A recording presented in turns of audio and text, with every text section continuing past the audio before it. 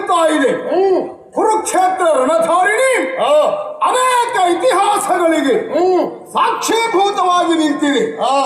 ಎಲ್ಲರ ನಿರೀಕ್ಷೆಯಂತೆ ಕೌರವ ಪಾಂಡವರ ಯುದ್ಧದಲ್ಲಿ ಗೆಲುವನ್ನು ಸಾಧಿಸುವವರು ಯಾರು ಎನ್ನುವ ಕುತೂಹಲವು ಗರಿದೆ.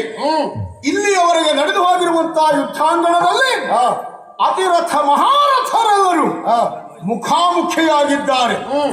ಅನೇಕರ ಸಾವು, ಅನೇಕರ ನೋವು, ಅನೇಕರ ಸೋಲು, ಅನೇಕರ ಗೆಲುವು ಇಲ್ಲಿ ಎದ್ದು ನಿಂತಿದೆ.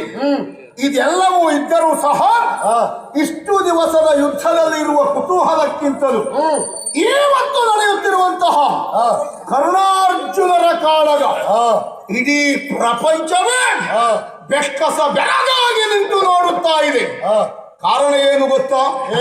ಈ ಪ್ರಪಂಚದ ಪ್ರಬಲ ಪ್ರತಿಸ್ಪರ್ಧಿಗಳು ಎನ್ನುವುದಾಗಿ ಪ್ರತಿಬಿಂಬಿತವಾಗಿರುವಂತಹ ಕರ್ಣಾರ್ಜುನರು ಯುದ್ಧಾಂಗಣದಲ್ಲಿ ನಿಂತಿರುವಂತಾದರೆ ಅದರ ಪರಿಣಾಮ ಏನಾಗಬಹುದು ಎನ್ನುವುದನ್ನು ತಿಳಿಯುವ ಕುತೂಹಲ.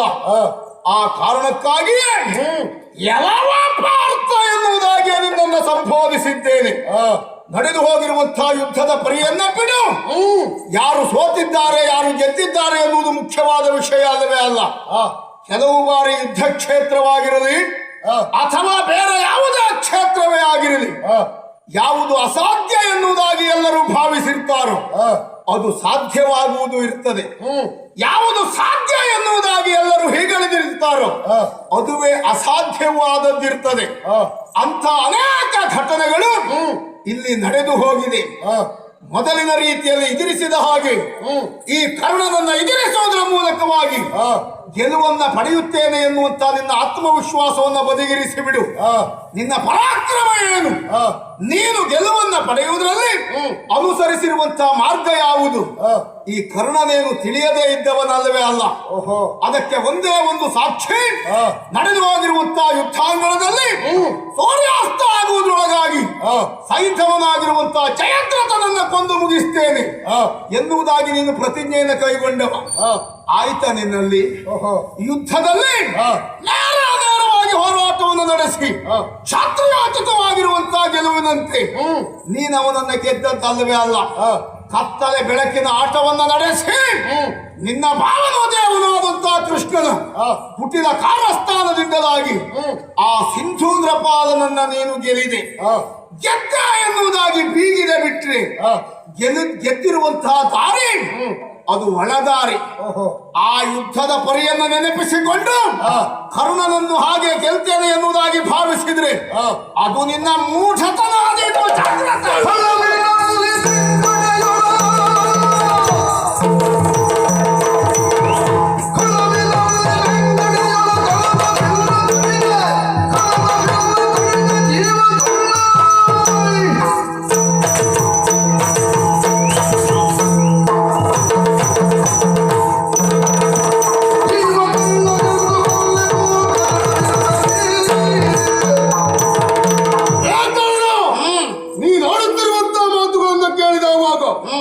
ವೇಶ್ಯೆಯೊಬ್ಬಳು ಧಾರ್ಮಿಕ ಸಭೆಯಲ್ಲಿ ನಿಂತು ಪತಿವ್ರತ ಮಹಾತ್ಮೆಯ ಕುರಿತು ಪ್ರವಚನ ಮಾಡಿದ ನೆನಪಾಗ್ತಾ ಉಂಟು. ಏನು ಕಳವಿನಲ್ಲಿ ನಾನು ಗೆದ್ದದ್ದ, ಸಿಂಧು ನೃಪಾಲನನ್ನ ಗೆಲ್ಲುತ್ತೇನೆ ಎನ್ನುವ ಹಾಗೆ ಶಪಥವನ್ನು ಹೂಡಿದವ ನಾನು. ಅದೇ ರೀತಿಯಾಗಿ ಇಂದೂ ಸಹ ನನ್ನನ್ನು ಕೊಲ್ತೇನೆ ಎನ್ನುವ ಹಾಗೆ ನೀನು, ನಿನ್ನನ್ನು ಕೊಲ್ತೇನೆ ಎನ್ನುವ ಹಾಗೆ ನಾನು ಶಪಥವನ್ನ ಮಾಡುವುದರ ಮುಖೇನವಾಗಿ ರಣಧಾರುಣಿಗೆ ಧುಮುಕಿದವರಿದ್ದೇವೆ. ಸಂಗ್ರಾಮದ ಕಣದಲ್ಲಿ ನಾನು ನೀನು ಎನ್ನುವಂತಹ ಮಾತು ಈಗಾಗಲೇ ಉದ್ಘೋಷಿಸಲ್ಪಟ್ಟಿದೆ. ಹಾಗಾಗಿ ನಡೆಯುತ್ತಿರುವಂತಹ ಮಹಾಭಾರತ ಸಂಗ್ರಾಮಕ್ಕೆ ಈ ಕುರುಕ್ಷೇತ್ರಕ್ಕೆ ಒಂದು ಮೆರುಗು ಬಂದದ್ದಿದ್ರೆ ಈ ವಿಷಯಕವಾಗಿ ಅಂದು ನನ್ನ ಅಣ್ಣನಾಗಿರುವಂತಹ ಧರ್ಮಜನನ್ನ ಎಡಗಾಲಿನಿಂದ ಚಾಡಿಸಿ ತುಳಿಯುವಾಗ ಪಾಪಿ ನಾನಿಲ್ಲದೆ ಹೋದೆ. ನಾನಂದು ಇದ್ದದ್ದಿದ್ರೆ ನಿನ್ನ ಇತಿಶ್ರೀ ಅಂದೇ ಮಾಡ್ತಾ ಇದ್ದೆ. ನಿನಗಾಗದೆ ಇದ್ದಲ್ಲೆಲ್ಲ ನೀ ಇಲ್ಲದೆ ಇದ್ದದ್ದನ್ನು ಹೇಳುವುದು. ಇದ್ದಲ್ಲಿ ಏನು ಮಾಡಿದ್ದಿ ಅದನ್ನು ಹೇಳು. ಮಾಡಿದ್ದನ್ನೇ ಹೇಳುವುದು ನಾನು. 16 ದಿನಗಳು ಯುದ್ಧ ನಡೆಯಿತು. ಅದರಲ್ಲಿ ಪಾಂಡವರು ಜಯವನ್ನು ಸಾಧಿಸಿದ್ದಾರೆ. ಇದ್ದಿರುವಂತಹ ಕೌರವರು ಏನು ಮಾಡಿದ್ದಾರೆ ಎನ್ನುವುದು ಬೇಕಲ್ವ? ಹಾಗಿದ್ರೆ ಈಗಾಗಲೇ ಪಾಂಡವರು ಮತ್ತು ಕೌರವರಿಗಿರುವಂತಹ ವಿದ್ವೇಷ ಯಾಕಾಗಿ? ಕೇವಲ ಭೂಮಿಗಾಗಿ. ಕಾರಣ ಉಂಟು ವ್ಯಾಜ್ಯಕ್ಕಾಗಿ. ಹಾಗಂತ ವ್ಯಕ್ತಿ ಇರುವರಲ್ಲಿ ದ್ವೇಷವೋ ವೈಷಮ್ಯವೋ ಬೆಳೆಯಬೇಕು ಅಂತಿದ್ರೆ ಒಂದು ಹೆಣ್ಣು ಇಲ್ಲ ಮಣ್ಣು ಇಲ್ಲ ಹೊನ್ನು ಯಾರೋ ಗೆದ್ದಿರುವಂತಹ ಹೆಣ್ಣನ್ನ ತಂದು ನಾನು ಮದುವೆ ಆಗಲಿಲ್ಲ ಅಂತಾದ್ರೆ ಹೆಣ್ಣಿನ ಬಗ್ಗಾಗಿ ನಮಗೆ ವ್ಯಾಜ್ಯ ಇಲ್ಲ. ಮತ್ತೆ ಕೌರವರಿಗಿರುವುದಾದ್ರೆ ಅದಕ್ಕೊಂದು ಕಾರಣ ಉಂಟು. ಪಾಂಡವರಿಗೂ ಕೌರವರಿಗೂ ಇರುವಲ್ಲಿ ದ್ವೇಷ ಅದಕ್ಕೊಂದು ಸೀಮಿತವಾಗಿರುವಂತಹ ಸೀಮೆ ಉಂಟು. ಆದ್ರೆ ನನಗೂ ನಿನಗೂ ದ್ವೇಷ ಹುಟ್ಟುವುದಕ್ಕೆ ಕಾರಣವೇ ಇಲ್ಲ. ನನ್ನಲ್ಲಿ ನಿನ್ನಲ್ಲಿ ಯಾವ ದ್ವೇಷವೂ ಇರಬಾರದಾಗಿತ್ತು. ಆದರೂ ನನಗೂ ನಿನಗೂ ದ್ವೇಷ ಹತ್ತಿಕೊಂಡಿದ್ದಲ್ಲಿ ಪರೀಕ್ಷಾ ರಂಗದ ಕಣದಲ್ಲಿ ಅರ್ಜುನನಿಗೆ ನೇರ ಸ್ಪರ್ಧಿ ತಾನು ಎನ್ನುವ ಹಾಗೆ ಉದ್ಘೋಷಿಸುವುದರ ಮೂಲಕವಾಗಿ ನೀನು ಕ್ಷೇತ್ರವನ್ನ ಹೊಕ್ಕೆ. ಯಾಕೆ ಗೊತ್ತಾ? ಕೆಲವರಿಗೆಲ್ಲ ಹಾಗೆ ನಾವೇನು ಎನ್ನುವ ಹಾಗೆ ಕಾಣಿಸಿಕೊಳ್ಳಬೇಕಾಗ್ತದೆ. ಅವಕಾಶ ಅವರಿಗೆ ದೇವರಾಣೆ ಇರುವುದಿಲ್ಲ ಎಂಬ ಕಾರಣಕ್ಕಾಗಿ ಏನಕ್ಕೇನ ಪ್ರಕಾರೇಣ ಪ್ರಸಿದ್ಧ ಪುರುಷಾಭವ ಎನ್ನುವ ಹಾಗೆ ಲೋಕದಲ್ಲಿ ತಾನು ಕಾಣಿಸಿಕೊಳ್ಳಬೇಕು ಎನ್ನುವ ಹಾಗೆ ಇದ್ದಂತ ನೀನು ಅರ್ಜುನನಿಗೆ ನೇರ ಸ್ಪರ್ಧಿಯಾದೆ ಅಂತಾದ್ರೆ ಪ್ರಪಂಚ ಮುಖದಲ್ಲಿ ತಾನು ಕಾಣಿಸಿಕೊಳ್ಳಬಹುದು ಎನ್ನುವಂತ ಆ ಧ್ಯೇಯವನ್ನ ಹೊತ್ತು ಪರೀಕ್ಷಾ ರಂಗವನ್ನ ಹೋಗಿಸೋಕೆ ಅಲ್ಲಿ ಬಂದದ್ಯಾಕೆ ಎನ್ನುವುದು ಮುಖ್ಯ ಅಲ್ಲ. ಆಗ ನಾನು ಆಲೋಚನೆ ಮಾಡಿ ಪ್ರವೇಶ ಮಾಡಿದ್ದೇನೆ ಎನ್ನುವುದು ಮುಖ್ಯ ಅಲ್ಲ. ನಿನಗೊಬ್ಬ ಪ್ರಬಲವಾದಂತಹ ಪ್ರತಿಸ್ಪರ್ಧಿ ನಾನಾಗಿ ಪ್ರಪಂಚ ಮುಖದಲ್ಲಿ ಪ್ರತಿಷ್ಠಾಪಿತನಾಗಿದ್ದೇನೆ, ಅದುವೇ ಪ್ರಧಾನ ಆದದ್ದು. ಅಲ್ಲದೆ ಇದ್ರೆ ನೀನು ಪರೀಕ್ಷಾ ರಂಗದಲ್ಲಿ ಮಾಡಿ ತೋರಿಸಿರುವಂತಹ ಚಾಕಚಕ್ಯತೆಗೆ ಮತ್ತೊಬ್ಬ ಪ್ರತಿಸ್ಪರ್ಧಿಯ ಇರುವುದಿಲ್ಲವಾಗಿತ್ತು. ಈ ಪ್ರಪಂಚದಲ್ಲಿ ಅರ್ಜುನನನ್ನು ಹೊರತುಪಡಿಸಿದ್ರೆ ಅರ್ಜುನನಿಗೆ ಸರಿಗಟ್ಟುವಂತಹ ವೀರ ಮತ್ತೊಬ್ಬ ಇಲ್ಲ ಎನ್ನುವುದೇ ಸಿದ್ಧಾಂತವಾಗಿ ಹೋಗ್ತಾ ಇತ್ತು. ಅದನ್ನು ಅಲ್ಲಗಳೆಯುವುದೇ ನನ್ನ ಉದ್ದೇಶ. ಸಾಧಿಸಿದ್ದೇನೆ. ಹಾಗಂತ ನಾನು ಮಾಡಿದ್ದೆಲ್ಲವೂ ನೀನು ಮಾಡಿ ಪೂರೈಸಿದ್ದೀಯಾ? ಯಾಕಾಗಲಿಲ್ಲ? ಆಗಲಿಲ್ಲ. ನಿನ್ನಲ್ಲಿ ಏನು ಆಗದೇ ಇರುವಂತಹ ಕಾರಣಕ್ಕಾಗಿ ಕೃಪರೊಂದಾಡಿರುವಂತಹ ಮಾತು ನಿನ್ನ ಜಾತಿ ಯಾವುದು ಎನ್ನುವ ಹಾಗೆ. ಹಾಗಂತ ಜಾತಿ ಕೇಳಲೇಬಾರದು ಎನ್ನುವಂತಹ ನಿರ್ಬಂಧ ಏನೂ ಇಲ್ಲ.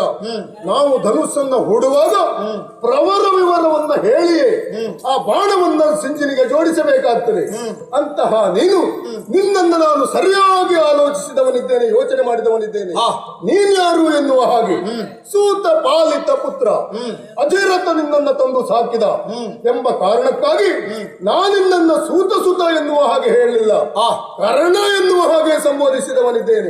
ಇಷ್ಟೆಲ್ಲ ಮಾತಾಡುವ ನೀನು ನಿನ್ನಲ್ಲಿ ಸಾಹಸ ಉಂಟು ಎನ್ನುವ ಹಾಗೆ ತೋರಿಸಿಕೊಡುತ್ತಿರುವಂತಹ ನೀನು ಒಂದು ಅರ್ಧರಥಿಕರ ಸಾಲಿನಲ್ಲಿ ಬಿದ್ದಿದ್ದವ. ಯಾಕೆ ಗೊತ್ತಾ? ಭೀಷ್ಮಾಚಾರ್ಯರೇ ಎಂದು ಆಡಿರುವಂತಹ ಮಾತು ಹೋಗು ಅರ್ಧರಥಿಕರ ಸಾಲಿನಲ್ಲಿ ಬಿದ್ದಿರು ಎನ್ನುವ ಹಾಗೆ. ಅದಕ್ಕೂ ಮೊದಲು ಕೌರವನಿಗೂ ಹೇಳಿದ್ದಾರೆ. ಏನು ಗೊತ್ತಾ? ಕರ್ಣಾದಿ ದುಷ್ಟರ ಬಳಸಿನಲ್ಲಿ ಕೇಡಾದೆ ಎನ್ನುವ ಹಾಗೆ. ನಿನ್ನಂತ ದುಷ್ಟರನ್ನ ಹೊತ್ತುಕೊಂಡಿರುವಂತ ಅವನ ತಲೆಗೆ ತಣ್ಣೀರು ಹಿಡಿಬೇಕು. ಬಿಟ್ರೆ ಇಷ್ಟೂ ಸಾಧನೆ ನಾವು ಮಾಡುವಾಗ ಗೋಗ್ರಹಣ ದಿನದಲ್ಲಿ ನೋಡಿದ್ಯ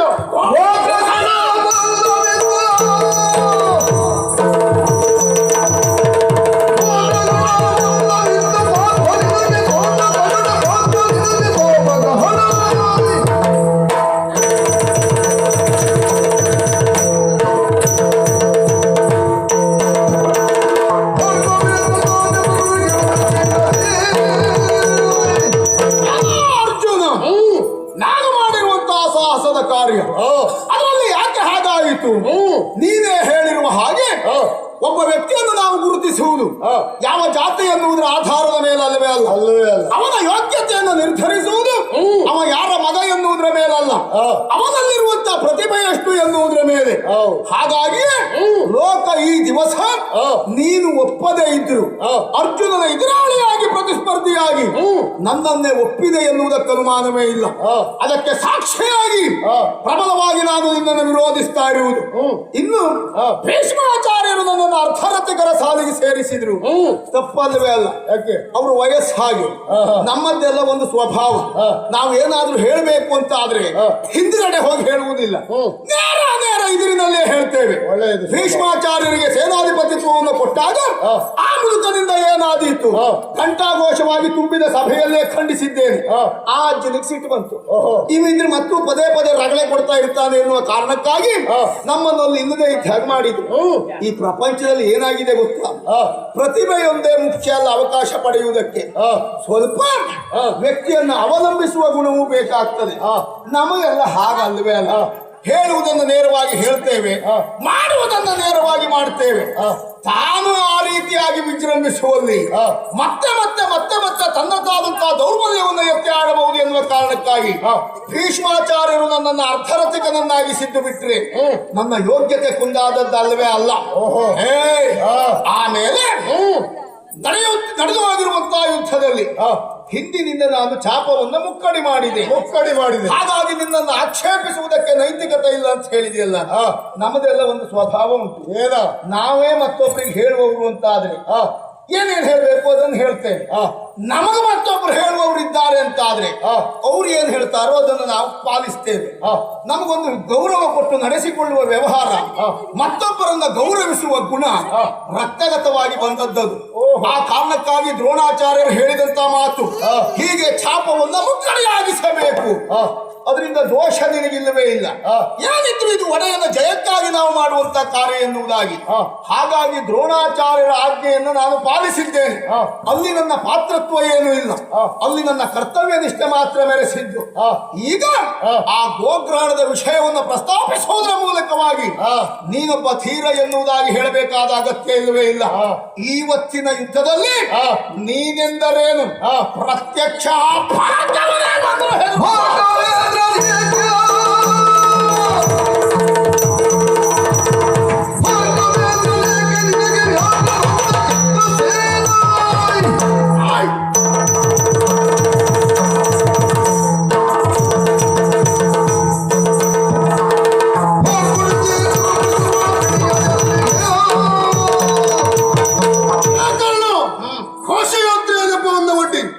ನಾವೆಲ್ಲಿದ್ದೇವೆ ಎನ್ನುವ ಹಾಗೆ ತಿಳಿಯಬೇಕು ಎನ್ನುವಂತಹ ಕಾರಣಕ್ಕಾಗಿ ಬಂದವರು ನೀವು.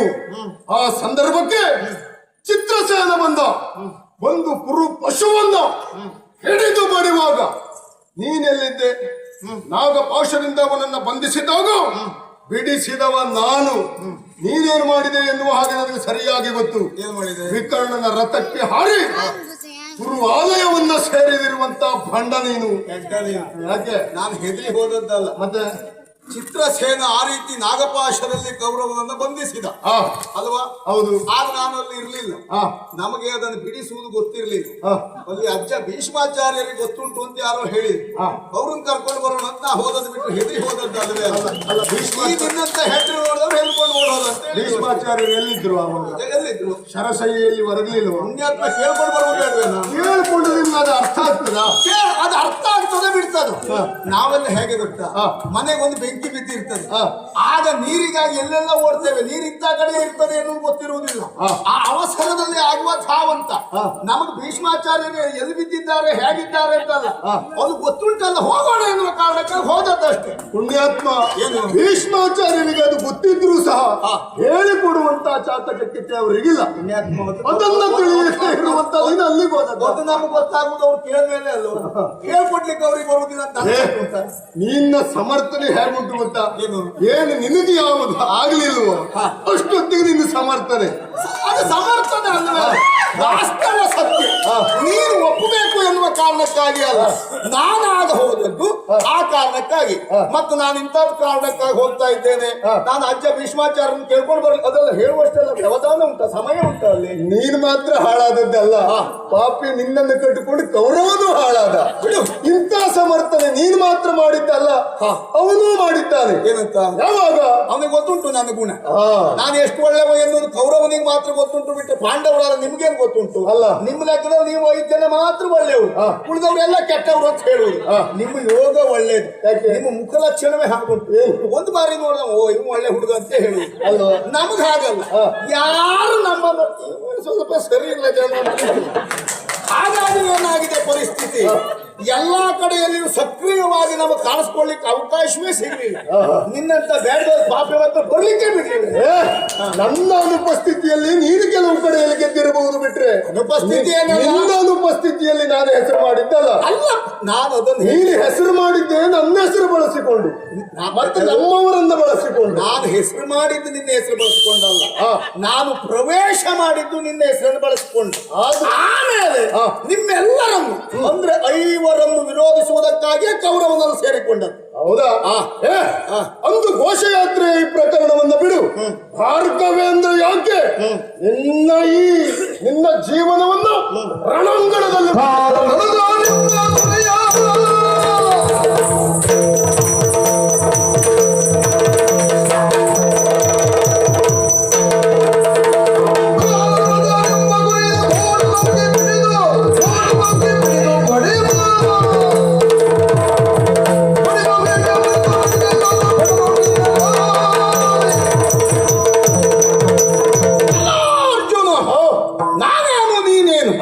ಎನ್ನುವುದು ಪ್ರಧಾನವಾದದ್ದಲ್ಲವೇ ಅಲ್ಲ, ಅದು ಕೇವಲ ವಾದದಿಂದಲೇ ಮಾತಿನಿಂದಲೇ ಬರುವಂತದ್ದಲ್ಲವೇ ಅಲ್ಲ. ನಡೆದು ಹೋಗಿರುವಂತಹ ಯುದ್ಧದಲ್ಲಿ ಕಾಲ ಮಾಡುವುದು ನಿನ್ನ ಅಣ್ಣನಾದಂತಹ ಧರ್ಮರಾಯನನ್ನು ಹೋರಾಟ ಕಣದಲ್ಲಿ ಸೆರೆ ಹಿಡಿದು ಅವನ ಗೋಡನ್ನು ಪಿಡಿಯಾಗಿ ಹಿಡಿದು ಎಳೆದೊಯ್ಯುತ್ತಾ ಇರುವಂತಹ ಸಂದರ್ಭ ಎಲ್ಲ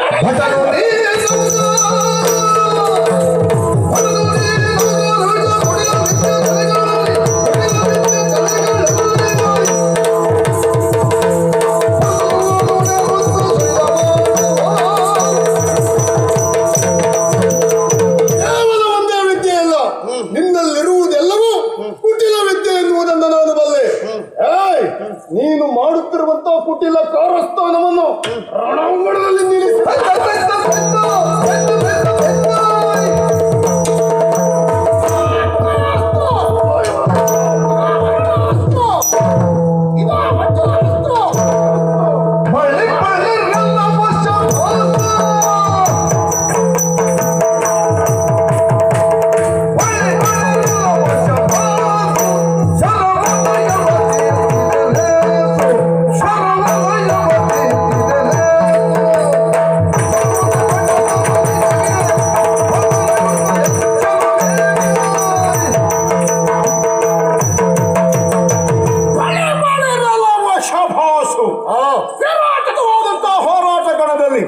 ನಾನು ಪ್ರಯೋಗಿಸಿರುವಂತಹ ಮಹಾಸ್ತ್ರಗಳಿಗೆ ಪ್ರತಿ ಅಸ್ತ್ರವನ್ನು ಪ್ರಯೋಗಿಸುವುದರ ಮೂಲಕವಾಗಿ ತಾನೊಬ್ಬ ವೀರ ಎನ್ನುವುದನ್ನ ಇಲ್ಲಿಯವರೆಗೆ ನೀನು ಪ್ರಚುರಪಡಿಸಿದ್ದೀಯ.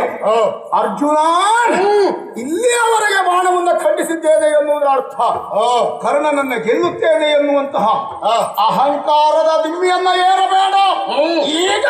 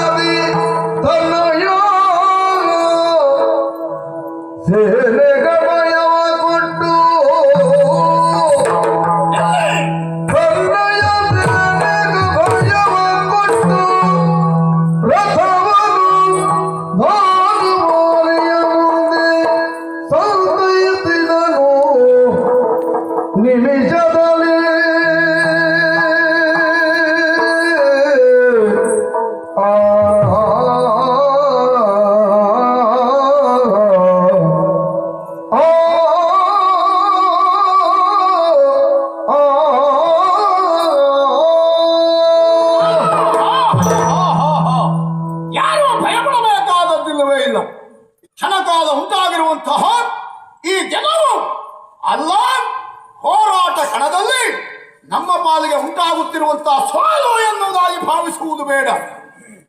ಮುಂದಿನ ಯುದ್ಧದ ಪರಿ ಏನಾಗುತ್ತದೋ ಎನ್ನುವಂತಹ ಚಿಂತೆಯಿಂದ ಆ ಕಡೆ ಈ ಕಡೆ ಧಾವಿಸುತ್ತಾ ಇದ್ದೀರಲ್ಲ. ಈ ಕರ್ಣ ಇನ್ನೂ ಜೀವಂತವಾಗಿದ್ದೇನೆ, ನನ್ನ ದೇಹದಲ್ಲಿ ಉಸಿರಿರುವಲ್ಲಿಯವರೆಗೆ ನಿಮಗ್ಯಾರಿಗೂ ಯಾವುದೇ ತೊಂದರೆ ಆಗದೇ ಇರುವ ಹಾಗೆ ರಕ್ಷಿಸುವಂತ ಹೊಣೆಗಾರಿಕೆ ನನ್ನದ್ದು. ಹಾಗಾಗಿ ಯುದ್ಧವನ್ನು ಮುಂದುವರಿಸುವುದು.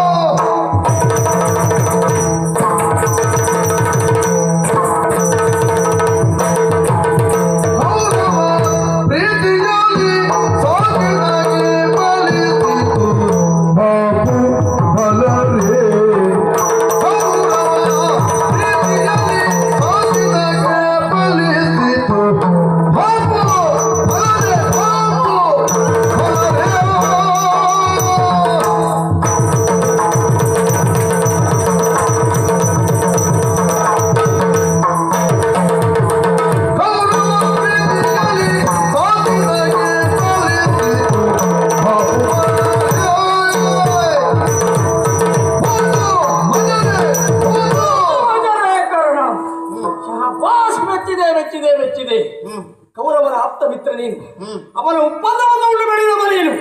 ಅವ ಹಾಗೆ ಸಾಕಿದ್ದಕ್ಕ ಅವನಿಗೆ ಸಾರ್ಥಕವಾಗಿ ಹೋಯಿತು ಅವನ ಬದುಕು.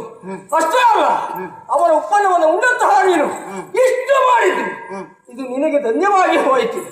ಕರ್ಣ ಶಹಬ್ಬಾಸ್, ನೀನೊಬ್ಬ ಸುಪಟ ಹೌದೇ ಹೌದು. ಈ ಹಿಂದೆ ನಿನ್ನ ಕುರಿತಾಗಿ ಯಾರು ಏನನ್ನೇ ಹೇಳಿರಲಿ, ಇದು ಈ ಕಾಲಕ್ಕೆ ಕೃಷ್ಣ ಹೇಳ್ತೇನೆ, ನೀನೊಬ್ಬ ಮಹಾರಥಿ ಮಹಾರಥಿ ಮಹಾರಥಿ.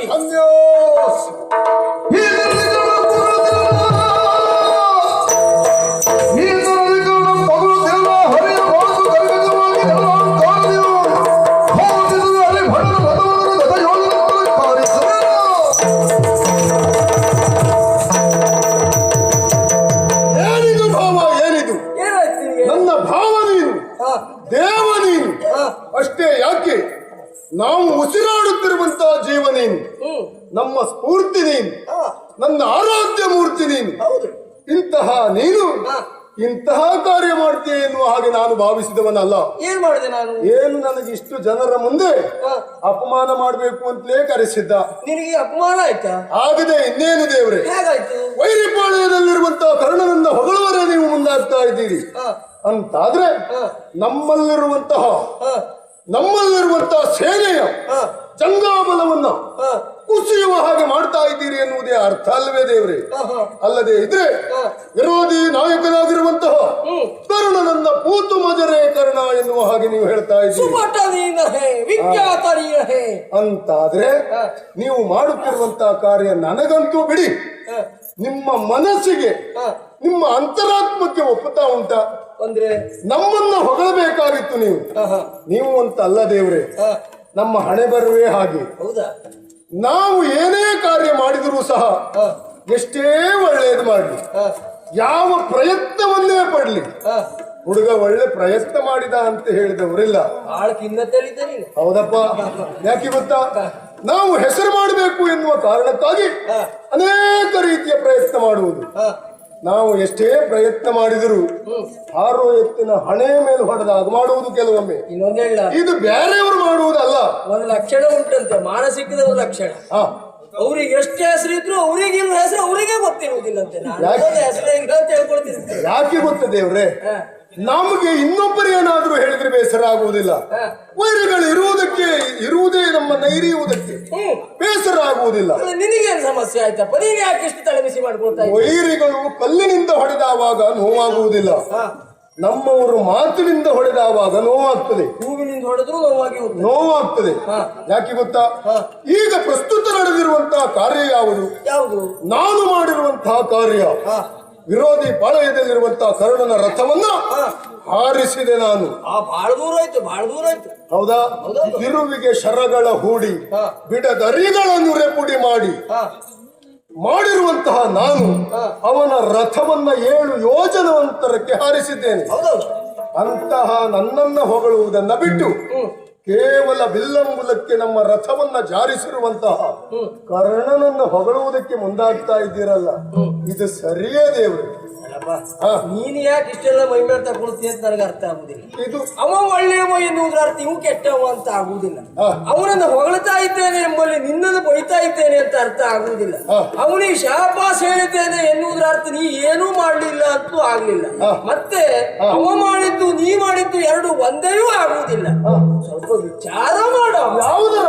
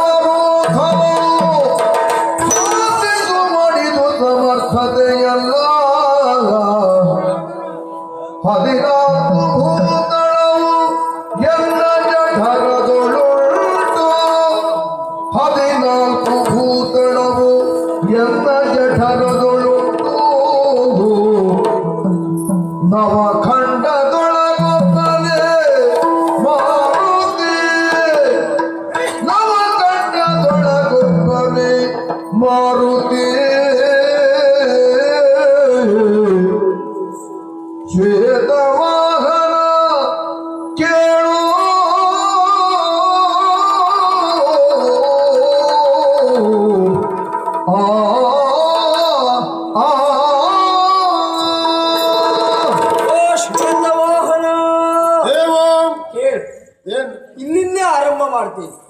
ಯಾಕೆಂದ್ರೆ ಅವನ ರಥವನ್ನು ನೀನು 7 ಯೋಜನೆ ಹಾರಿಸಿದೆ. ನಿನ್ನ ರಥವನ್ನು ಅವ ಬಿಲ್ಲಳತೆಯಷ್ಟು ಮಾತ್ರ ಸರಿಸಿದ. ಈ ಎಂಬಲ್ಲಿಗೆ ಈರುವರ ರಥವು ಒಂದೇ. ಅವನ ರಥ ಸಾಮಾನ್ಯ ಬಡಗಿ ಮಾಡಿದಂತಹ ರಥ ಪುಣ್ಯಾತ್ಮ. ನಿನ್ನ ರಥ ಅಗ್ನಿದತ್ತವಾಗಿರುವಂತಹ ರಥ. ನಿನ್ನ ಕೈಯಲ್ಲಿರುವಂತಹ ಧನಸ್ಸು ಯಾವುದು? ಅವನ ಕೈಯಲ್ಲಿರುವಂತಹ ಧನಸ್ಸು ಯಾವುದು? ನಿನ್ನ ಕೈಯಲ್ಲಿರುವಂತಹ ಧನಸ್ಸು ಗಾಂಧೀವ. ಅದರ ಯೋಗ್ಯತೆ ಬಹಳ ಹಿರಿದಾದಷ್ಟು. ಅಷ್ಟೇ ಅಲ್ಲ, ನಿನ್ನ ರಥದ ಮೇಲೆ ಸಾರಥಿಕೆಯನ್ನ ಮಾಡುತ್ತಿರುವಂತಹ ನಾನೇ 14 ಲೋಕವೇ ನನ್ನ ಉದರದಲ್ಲುಂಟು. ಒಮ್ಮೆ ರಥಾಗ್ರವನ್ನು ನೋಡುವುದಕ್ಕೆ ಮುಂದಾದ್ರೆ ಇದ್ದಾನೆ ಮಾರುತಿ. ಅವನೇನು ಸಾಮಾನ್ಯದವನ? ನವಖಂಡದೊಳಗೊಬ್ಬನೇ ಮಾರುತಿ. ಇಷ್ಟು ಯೋಗ್ಯತೆಯನ್ನು ಉಳ್ಳಂತಹ ನಿನ್ನ ರಥವನ್ನ ಒಂದು ಬಿಲ್ಲಳತೆಯಷ್ಟು ಅಲ್ಲ, 1 ಅಂಗುಲದಷ್ಟು ಸರಿಸಿದ್ರು ಅದು ಅಸಾಮಾನ್ಯವಾಗಿರುವಂತಹ ಕಾರ್ಯವೇ ಆಗಿ ಹೋಗ್ತದೆ.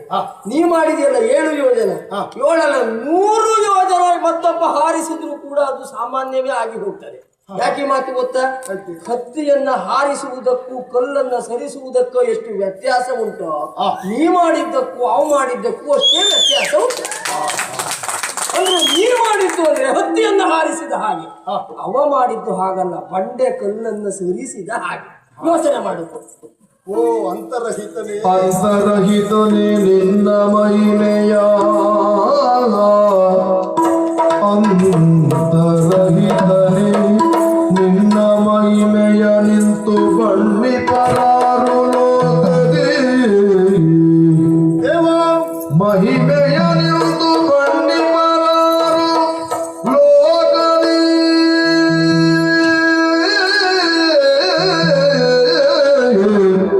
ಮುಂದೆ ಕೇಳುವುದನ್ನು ಭೋಜನೆಯನ್ನು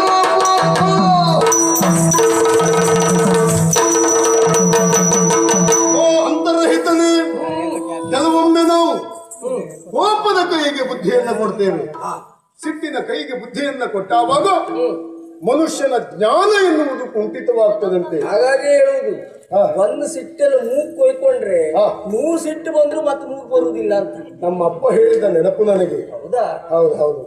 ಹಾಗಿದ್ರೆ ಈ ರೀತಿಯಾಗಿ ನಾನು ಮಾತಾಡುವರೇ ಕಾರಣ ಏನು? ವಿರೋಧಿ ಪಾಳೆಯದಲ್ಲಿರುವಂತಹ ಕರ್ಣನನ್ನ ಹೊಗಳಿದ್ದೀರಿ ಎಂಬ ಕಾರಣಕ್ಕಾಗಿ ದೇವರೇ ಈಗ ಹೇಳ ಅವನನ್ನು ಹೊಗಳಿ ಸರಿ ಅಂತರಹಿತನಾಗಿರುವಂತಹ ನಿನ್ನನ್ನ ನಾನು ಅಂತಲ್ಲ, ಪ್ರಪಂಚದಲ್ಲಿರುವಂತಹ ಚರಾಚರ ವಸ್ತುಗಳು ನಿನ್ನನ್ನ ಅರಿಯುವುದಕ್ಕೆ ಸಾಧ್ಯವಾಗಲಿಲ್ಲ. ಕಾರಣ ತೋರುತ್ತಿರುವಂತಹ ಆ ಶರದಿ ನೀಲಿ ವರ್ಣದಿಂದಲೇ ಕಂಗೊಳಿಸುತ್ತದೆ. ಆದರೂ ಅದರ ಆಳವನ್ನ ಅರಿತವರಿಲ್ಲ. ತೋರುತ್ತಿರುವಂತಹ ಬಾನು ನೀಲಿಯಿಂದಲೇ ವರ್ಧಿಸುತ್ತದೆ. ನಿನ್ನ ಮೈಯ ಬಣ್ಣವು ನೀಲಿಯೇ, ಆದರೂ ಅದರ ಎತ್ತರವನ್ನ ಯಾರೂ ಕಂಡು ಹಿಡಿದವರಿಲ್ಲ. ನಿನ್ನ ಆಳೆತ್ತರವನ್ನ ಯಾರಿಗೂ ತಿಳಿಯುವುದಕ್ಕೆ ಸಾಧ್ಯವಾಗಲಿಲ್ಲ. ಹಾಗಾಗಿ ದೇವರೇ, ನಾನು ಮಾಡಿದ್ದು ಅಕ್ಷಮ್ಯ ಅಪರಾಧ ಎನ್ನುವ ಹಾಗೆ ನೀ ಇಷ್ಟು ಒಪ್ಪುಗೊಳ್ತಿ ಹೇಳುವ ಎಂಬಲ್ಲಿಗೆ ಇನ್ನೊಂದು ಕಟು ಸತ್ಯವನ್ನು ಹೇಳ್ತೇನೆ. ಯಾವುದು? ನಾ ಇವತ್ತು ಅವನನ್ನು ಹೊಗಳಲೇಬೇಕ. ಯಾಕೆ? ಇವತ್ತು ನಾ ಹೊಗಳಿಲ್ಲ ಅಂತ ಅದು ನಾಳೆ ಹೊಗಳಿಸ್ಕೊಡ್ಲಿಕ್ಕೆ ಅವ ಇರುವುದಿಲ್ಲ. ಯಾಕೆ ಗೊತ್ತಾ? ಕರ್ಣ ಅಂದ್ರೆ ಅಂತದ್ದು ಅವು ಬಾಳೆ ಮರಿದ್ದಾಗೆ. ಬಾಳೆ ಮರದ ಸ್ವಭಾವ ಒಂದೇ ಕೊನೆ ಬಿಡುದು. ಕೊನೆ ಬಿಟ್ಟ ಮೇಲೆ ಅದ್ರ ಕತ್ತು ಮುಗೀತು ಅಂತ ಅರ್ಥ. ಅರ್ಜುನ ಅಂದ್ರೆ ಹಾಗಲ್ಲ, ಕಲ್ಪವೃಕ್ಷ ಇದ್ದ ಹಾಗೆ ವರ್ಷ ವರ್ಷ ವರ್ಷ ವರ್ಷ ಫಲ ಕೊಡ್ತಾ ಇರು. ಹಾಗಾಗಿ ಅವನಿಗೆ ನಾ ಇವತ್ತು ಹೊಗಳಿಲ್ಲ ಅಂತ ಅದು ನಾಳೆ ಹೊಗಳಿಸ್ಕೊಡ್ಲಿಕ್ಕೆ ಅವ ಇರುವುದಿಲ್ಲ. ಮತ್ತೆ ನಿನಗೆ ಹೊಗಳಿಕ್ಕೆ ಹೊಸ್ತ ಅಲ್ವೋ ಅಲ್ಲ. ಇವತ್ತು ಒಂದು ದಿವಸ ಅವನನ್ನು ಹೊಗಳದ್ ಸಹಿಸಿದ ಸಾಕು, ಆಯ್ತಾ ದೇವ್ರೆ? ಆದರೂ ನನ್ನ ಪಂಥ ಇನ್ನೊಂದುಂಟು.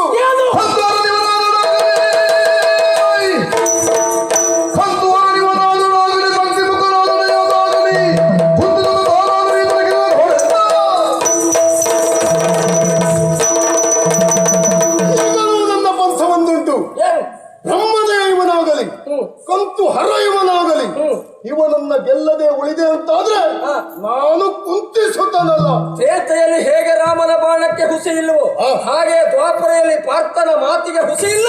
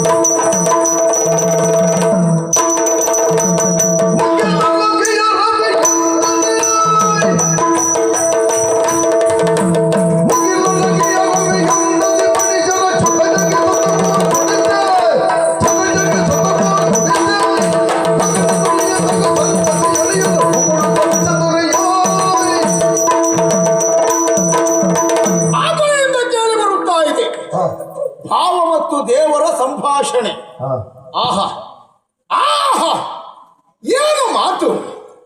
ಕೃಷ್ಣಾರ್ಜುನರ ಮಾತನ್ನ ಕೇಳುತ್ತಾ ಕೇಳುತ್ತಾ ಇರುವ ಹಾಗೆ ಇವರ ತಂತ್ರಗಾರಿಕೆ ಏನು ಎನ್ನುವುದು ನನಗೆ ಅರ್ಥ ಆಯಿತು. ಕರುಣ ಎನ್ನುವುದಾಗಿ ನನ್ನನ್ನ ಹೊಗಳಿದ ಕೃಷ್ಣ ಒಂದು ಕೆಲವು ಕ್ಷಣ ನಾ ಮೈಮರೆತದ್ದು ಹೌದು. ದೇವದೇವೋತ್ತಮನಾದಂತಹ ಶ್ರೀಕೃಷ್ಣ ಕುರುಕ್ಷೇತ್ರ ರಣಧಾರಿಣಿಯಲ್ಲಿ ವಿರೋಧಿ ಸ್ಥಾನದಲ್ಲಿರುವಂತಹ ನನ್ನನ್ನು ಹೊಗಳಿದ್ನಲ್ಲ ಅಂತ ಆಮೇಲೆ ಗೊತ್ತಾಯಿತು. ಕೃಷ್ಣ ನನ್ನನ್ನು ಹೊಗಳಿದ್ದಲ್ಲ, ನನ್ನ ಸಾವಿಗೆ ಒಂದು ಹೊಂಡ ತೋಡಿದ್ದು ಅಂತ. ಅದಲ್ಲದೆ ಇದ್ರೆ ಈ ದಿವಸದ ಯುದ್ಧದಲ್ಲಿ ಪಾರ್ಥನನ್ನ ವಿಜೃಂಭಿಸಲೇಬೇಕು ಎನ್ನುವುದಾಗಿ ಪಣ ತೊಟ್ಟಿರುವ ಹಾಗೆ ಕೃಷ್ಣನ ಮಾತು. ಹೊಗಳಿದ್ರ ಅರ್ಥ ಆದಷ್ಟು ಬೇಗ ನಾ ಸಾಯಬೇಕು ಅಂತ. ನಿನಗೆ ಸರಿಸಮನಾದವರು ಮತ್ತೊಬ್ಬರಿಲ್ಲ ಎನ್ನುವುದಾಗಿ ಹೇಳಿದ್ನಲ್ಲ, ಅದರ ಅರ್ಥ ಏನು? ನನ್ನದ್ದಾದಂತಹ ಅಂತಃಸತ್ವವನ್ನು ಕುಂದಿಸುವುದಕ್ಕಾಗಿಯೇ ಕೃಷ್ಣ ಮಾಡಿರುವಂತಹ ತಂತ್ರಗಾರಿಕೆ. ಹಾಗಾದ್ರೆ ಈ ದಿವಸದ ಯುದ್ಧದಲ್ಲಿ ಕೃಷ್ಣ ನನ್ನನ್ನು ಹೇಗೆ ಬಳಸಿಕೊಂಡ ಎನ್ನುವುದಕ್ಕಿಂತಲೂ ಕೌರವೇಶ್ವರನನ್ನ ಕುರಿತಾಗಿ ಯಾವ ನಿರೀಕ್ಷೆಯನ್ನು ಇರಿಸಿದ್ದಾನೆ ಎನ್ನುವುದಷ್ಟೇ ಪ್ರಾಮುಖ್ಯವಾದದ್ದು. ಆ ಕಾರಣಕ್ಕಾಗಿ ಉಳಿದ ವಿಷಯವನ್ನು ಬದಿಗೊತ್ತಿ ಬತ್ತಳಿಕೆಗೆ ಕೈ ಹಾಕಿದ್ದೇನೆ. ಸರ್ಪಮುಖೇಶ್ವರವನ್ನ ಎಳೆದಿದ್ದೇನೆ. ಮಾತ್ರ ಅಲ್ಲ, ವಿರೋಧಿ ಪಡೆಯತ್ತದನ್ನು ಪ್ರಯೋಗಿಸುವುದಕ್ಕೆ ಮುಂದಾಗುತ್ತಾ ಇರುವ ಹಾಗೆ.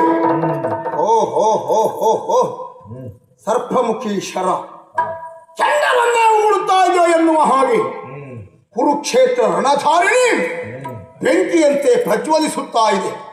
ಅದ ಈ ಕಡೆಯಲ್ಲಿ ದೊರೆಯಾದಂತ ಕೌರವೇಶ್ವರನ ಮುಖದಲ್ಲಿ ಮಂದಹಾಸ, ನಮ್ಮ ಸೇನೆಯವರೆಲ್ಲರೂ ಜಯಘೋಷ, ವಿರೋಧಿ ಸೇನೆಯಲ್ಲಿ ಹಾಹಾಕಾರ.